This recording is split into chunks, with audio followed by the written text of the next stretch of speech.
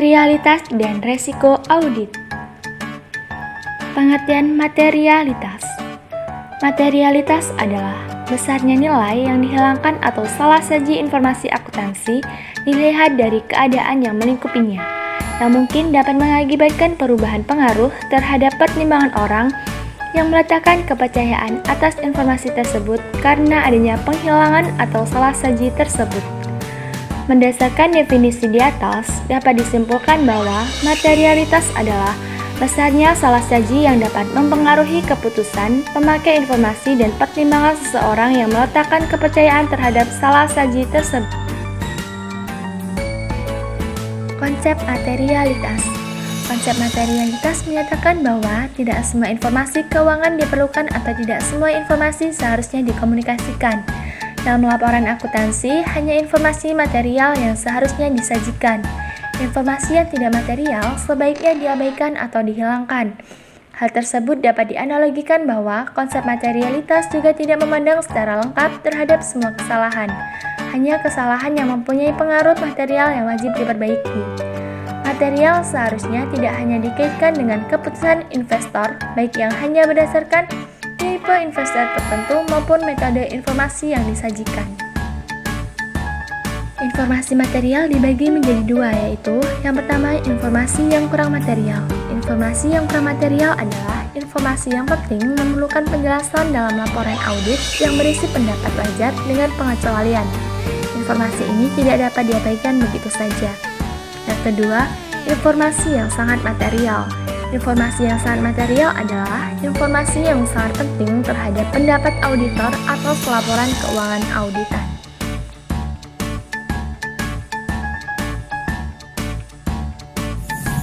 Pertimbangan awal tingkat materialitas adalah jumlah maksimum salah saji dalam laporan keuangannya menurut pendapat auditor. Tidak mempengaruhi pengambilan keputusan dari pemakai diambil oleh auditor yang memerlukan pertimbangan profesional yang memadai. Tujuan penerapan materialitas adalah untuk membantu auditor merencanakan pengumpulan bahan bukti yang cukup. Jika auditor menerapkan jumlah yang rendah, maka lebih banyak bahan bukti yang harus dikumpulkan daripada jumlah yang tinggi. Begitu juga sebaliknya. Seringkali mengubah jumlah materialitas dalam pertimbangan awal ini selama di audit. Jika ini dilakukan, jumlah yang baru tadi disebut pertimbangan yang direvisi menjadi materialitas. Dalam perencanaan suatu audit auditor harus menetapkan materialitas pada dua tingkat berikut. Yang pertama, tingkat laporan keuangan, karena para auditor atas kewajaran mencakup laporan keuangan sebagai keseluruhan. Yang kedua, tingkat saldo akun, karena auditor memverifikasi saldo akun dalam mencapai kesimpulan menyeluruh atas kewajaran laporan keuangan. Risiko audit adalah risiko yang timbul karena auditor tanpa disadari tidak memodifikasi pendapatnya sebagaimana mestinya atas suatu laporan keuangan yang mengandung salah saji material.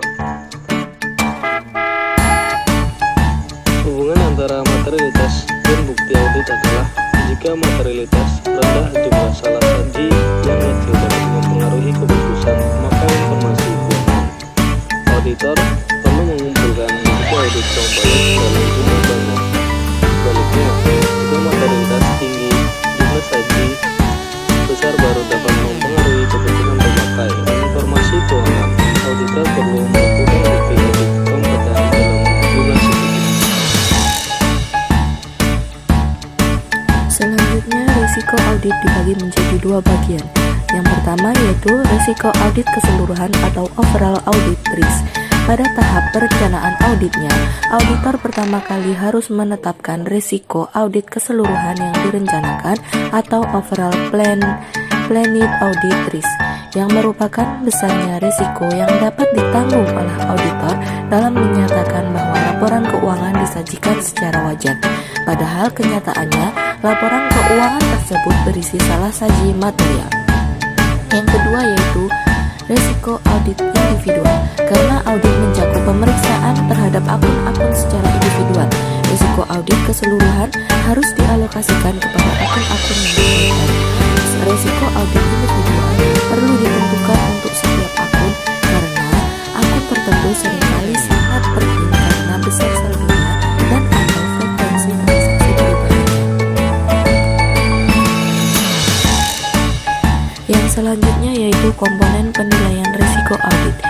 Terdapat 3 unsur dalam risiko audit yaitu 1. Risiko bawaan. Risiko bawaan adalah kerentanan suatu saldo akun atau golongan transaksi terhadap suatu salah saji material dengan asumsi bahwa tidak terdapat kebijakan dan prosedur pengendalian intern yang terkait. 2. Resiko pengendalian. Resiko pengendalian adalah resiko terjadinya salah saji material dalam suatu asersi yang tidak dapat dicegah atau dideteksi secara tepat waktu oleh pengendalian intern entitas. Risiko ini ditentukan oleh efektivitas kebijakan dan prosedur pengendalian intern untuk mencapai tujuan umum pengendalian intern yang relevan dengan audit atas laporan keuangan entitas. 3. Resiko audit deteksi. Resiko deteksi adalah resiko sebagai akibat auditor tidak dapat mendeteksi salah saji material yang terdapat dalam suatu asersi. Resiko deteksi ditentukan oleh efektivitas prosedur audit dan penerapannya oleh auditor. Resiko deteksi tergantung atas penerapan auditor terhadap resiko audit, resiko bawaan, dan resiko pengendalian. Semakin besar resiko audit, semakin besar pula resiko deteksi. Sebaliknya, semakin besar resiko bawaan ataupun resiko pengendalian, semakin kecil resiko deteksi. Selanjutnya yaitu resiko audit pada tingkat laporan keuangan dan tingkat saldo akun.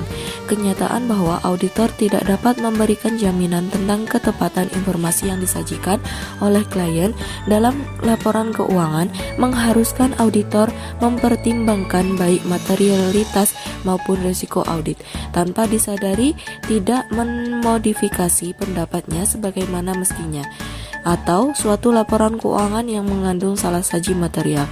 Risiko audit seperti materialitas dibagi menjadi 2 bagian, yaitu yang pertama, risiko audit keseluruhan yang berkaitan dengan laporan keuangan sebagai keseluruhan. Yang kedua yaitu risiko audit individual yang berkaitan dengan setiap saldo akun individual yang dicantumkan dalam laporan keuangan.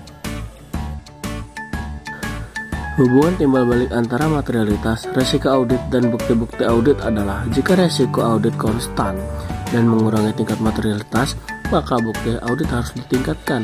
Begitupun sebaliknya, jika tingkat materialitas konstan dan mengurangi bukti audit, maka audit harus ditingkatkan.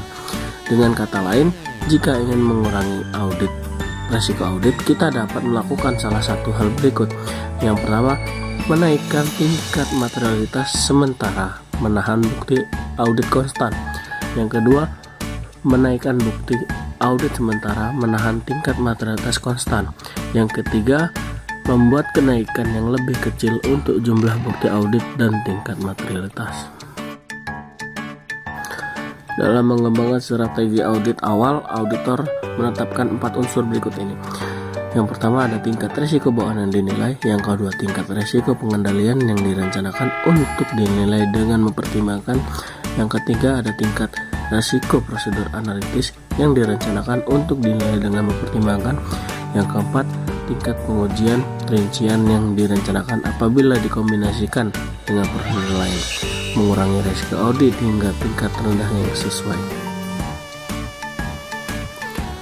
2. Strategi audit tambahan. Pendekatan substantif yang utama pada prosedur analitis. Auditor harus mempersiapkan komponen-komponen strategi audit sebagai berikut. Yang pertama, memperoleh pengetahuan yang luas mengenai proses bisnis klien yang relevan dengan absensi. Yang kedua, auditor mengantisipasi bahwa dia dapat memperoleh bukti kompeten dari prosedur analitis untuk mendukung suatu penilaian risiko sedang atau risiko rendah dari bukti tersebut.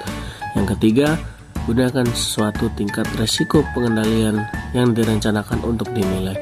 Yang keempat, rencanakan untuk memperoleh suatu pemahaman minimum mengenai bagian relevan dari pengendalian intern.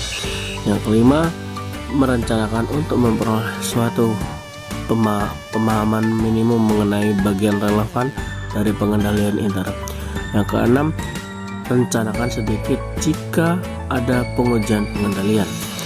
Yang ketujuh, rencanakan pengujian substantif atas transaksi saldo yang lebih sempit sebagai akibat dari pengurangan resiko yang diberikan dari penggunaan resiko yang diberikan prosedur analitik. B. Penekanan pada risiko bawaan dan prosedur analitis. Menurut pendekatan auditor, menspesifikasikan komponen-komponen strategi audit sebagai berikut. Yang pertama, risiko bawaan dinilai pada tingkat di bawah maksimum. Yang kedua, gunakan tingkat risiko prosedur yang direncanakan untuk nilai serendah mungkin. Yang ketiga, gunakan tingkat risiko pengendalian yang direncanakan untuk dinilai pada tingkat yang tinggi atau tingkat maksimum. Yang keempat, rencanakan untuk memperoleh pemahaman minimum mengenai bagian yang dinilai dari pengendalian intern. Yang kelima, rencanakan sedikit jika ada pengujian pengendalian yang merencanakan pengujian substantif atas transaksi saldo yang lebih sempit sebagai akibat dari pengurangan resiko yang diberikan dari pengurangan resiko bawaan dan prosedur analitis yang lebih rendah.